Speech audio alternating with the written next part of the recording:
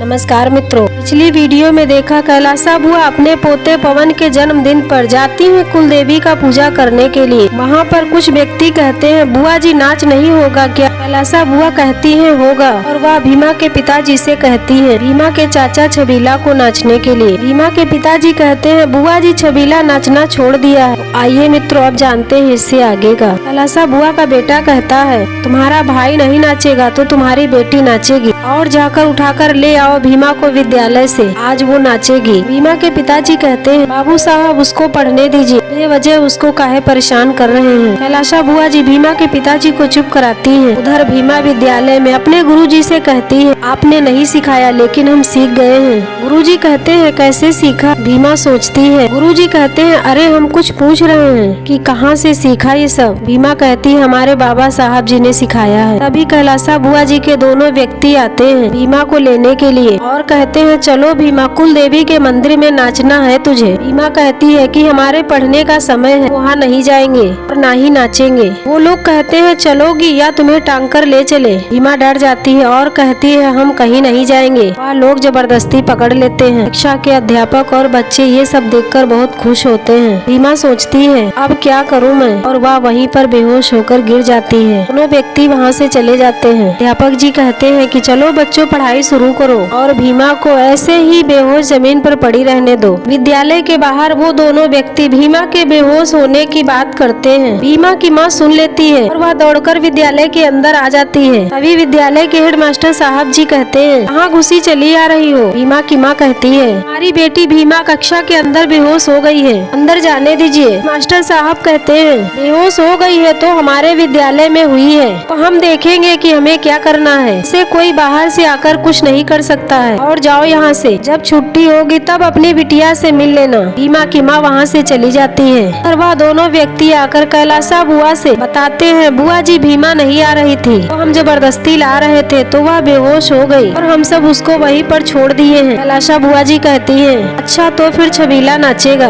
छबीला को लेकर आओ। अच्छा भतीजी में से तो कोई नाचेगा ही। भी भीमा के ताऊ जी कहते हैं रहने दीजिए न बुआ जी, नाचना बहुत अजीब सा लगता है और सब लोग हमको नचनिया का भाई कहकर चिढ़ाते हैं। बुआ जी कहती है उससे क्या फर्क पड़ता है, भीमा को बुलाया था वो आ जाती, हम उसको नहीं बुलाते। छबीला नाचेगा, लेकर आओ उसको। ये दोनों व्यक्ति वहाँ से चले जाते हैं और भीमा के चाचा छबीला को लेकर आ जाते हैं। कैलासा बुआ ये देखकर बहुत खुश होती है और कहती है छबीला नाचेगा क्या? भीमा के ताऊ जी फिर से कहते हैं बुआ जी जाने दीजिए, बहुत बेइज्जती महसूस होता है। ऐसा बुआ जी कहती है अब अगर छबीला नाचना बंद कर दिया है तो भीमा ही नाचेगी उसकी जगह, और आगे भी जहाँ जहाँ छबीला नाचता है सब जगह भीमा को ही नाचना पड़ेगा। अभी भीमा के चाचा छबीला कहते हैं नाच लेंगे हम, भीमा को मत बुलाइए, नाचेंगे। कैलासा बुआ जी बहुत खुश होती हैं और कहती हैं नाचेगा तो कैसे नाचेगा, ऐसे ही मर्द बनकर। भीमा के ताऊ जी से कहती हैं गया चल इसकी दाढ़ी मूछ साफ कर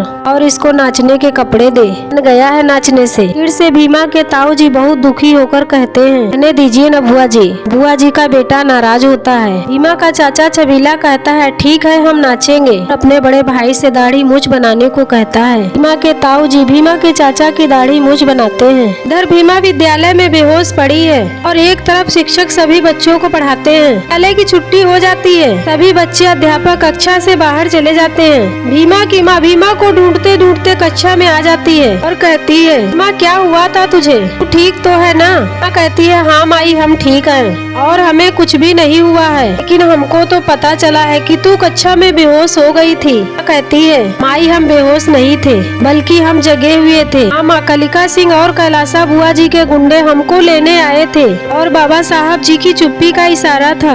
हमारी समस्या का समाधान हमको ही निकालना है, और अगर हम सोचे कि हम विरोध करेंगे तो विद्यालय वाले सब लोग उन्हीं का साथ देंगे, इसीलिए हम बेहोश हो गए थे और इसीलिए वो लोग हमें यहाँ ही छोड़कर चले गए थे। आई हम झूठ मूठ का बेहोश हुए थे क्योंकि वो लोग अपनी मनमानी करना चाह रहे थे और हम झूठ मूठ का बेहोश होकर अपनी पढ़ाई करते रहे। भीमा के चाचा छबीला नाचते हैं और भीमा के पिताजी बाजा बजाते हैं। भीमा की माँ भीमा को विद्यालय से लेकर आती है और कहती है भीमा तू यहीं रुक, हम कुछ लेकर आते हैं तुम्हारे लिए कि आज पढ़ाई के लिए तूने बुद्धि का इस्तेमाल किया है, इसीलिए हमारी तरफ से। और भीमा की माँ वहाँ से चली जाती है। बाबा साहब जी कहते हैं भीमा कहती है, देखिए बाबा साहब जी, ऐसे आज हम विद्यालय में बातों की बहस भी नहीं किए, पढ़ाई भी नहीं किए और अपनी पढ़ाई भी पूरी कर लिए। बाबा साहब जी कहते हैं, हमने ये नहीं देखा तुम बेहोश हुई थी, तुम्हारे आसपास जो लोग थे ये कोई फर्क नहीं पड़ा था। भीमा कहती है, मगर हम तो बेहोश नहीं थे बाबा साहब। बाबा साहब जी कहते हैं, मगर उन लोगों को नहीं पता था तुम बेहोश नहीं थी।